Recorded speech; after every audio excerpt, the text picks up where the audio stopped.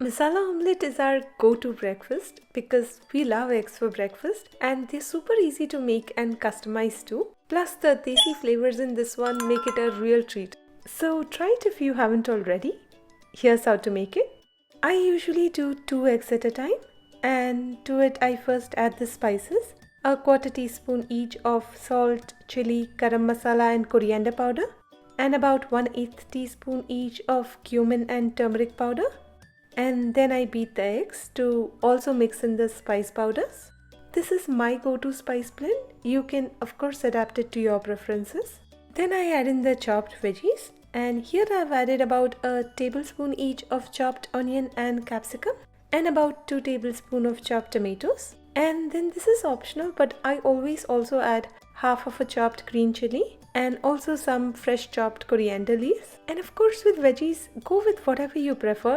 I use these because I almost always have them on hand. Then in a pan I take about a tablespoon of oil and lightly heat it up. And I personally love this kind of smaller cast iron pan with high sides for making omelettes. I feel like it makes a lot of difference to how fluffy the omelette gets. I've linked the one I use below. Then I pour the egg mix in.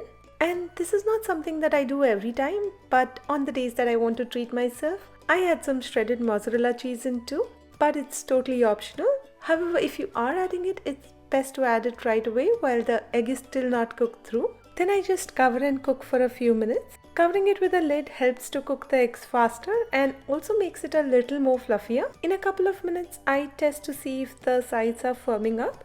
If the sides are firm enough to flip, then I flip it. This looks like it will take another minute or so. But now here it is, ready to flip. After flipping, I put a little more oil on the sides and cover and cook for another couple of minutes, just till the egg is cooked through.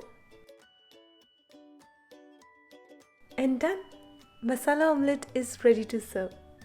Pair it with your choice of bread and maybe a hot cup of chai and enjoy! For the written and printable version of this recipe, check the link in the description box below. And if you like this video, please hit the like button at the bottom of this video. It really helps me out. And subscribe if you haven't already. Until I see you again, happy cooking!